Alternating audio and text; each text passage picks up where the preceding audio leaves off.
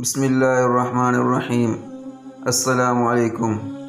اللہ تعالیٰ نے ہر انسان کو خوبصورت بنایا ہے، لیکن انسان اپنے اخلاق و کردار کے اعتبار سے دوسروں کی نظر میں یا تو خوبصورت رہتا ہے یا بدصورت بن جاتا ہے۔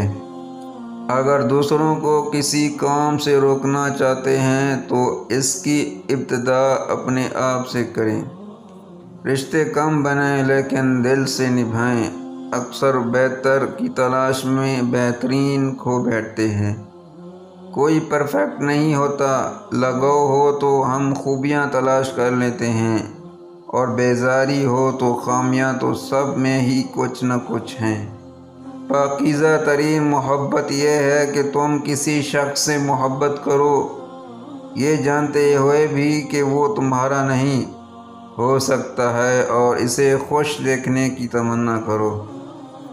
اللہ تعالیٰ کو سب جگہوں سے زیادہ محبوب مساجد ہیں، اور سب سے زیادہ ناپسندیدہ جگہ بازار ہیں۔ گناہوں سے نجات وہی پاتا ہے جو اقرار جرم کرے، اور ندامت کے لیے توبہ ہی کافی ہے۔ ضروری نہیں کہ زندگی میں آپ کو سبق سکھانے والے ہی ملیں۔ کچھ بہت اچھے لوگ بھی ہوتے ہیں جو آپ کو پھر سے لوگوں پر اعتماد کرنا سکھاتے ہیں۔ آپ کے تمام امور اللہ تعالیٰ کے ہاتھ میں ہیں، بس اپنے دل کو مطمئن رکھیں۔ جب تم اللہ کے دربار میں اپنی بے بسی ظاہر کر کے اور اللہ کی طاقت کا واسطہ دے کر دعا مانگو گے تو پھر دیکھنا کیا سے کیا ہو جائے۔ 3 چیزوں کو قابو میں رکھو: زبان، غصہ، نفس۔ 3 چیزیں کبھی واپس نہیں آتی: زندگی، جوانی، وقت۔ اللہ تعالیٰ کا ذکر اپنے ہاتھ کی انگلیوں پہ کیا کرو، کیونکہ جب آپ اپنی قبروں کے اندھیروں میں رہو گے تو یہ انگلیاں روشنی کا کام کریں گی۔ بڑا کمزور ایمان ہے ہمارا نوجوان نسل کا۔ میوزک اور ساز سے ہزاروں گانے پہچان لیتے ہیں، لیکن تلاوت سے 114 صورتیں نہیں پہچان سکتے۔ 3 چیزیں ایک ہی جگہ پر پرورش پاتی ہیں: پھول، کانٹا، خوشبو۔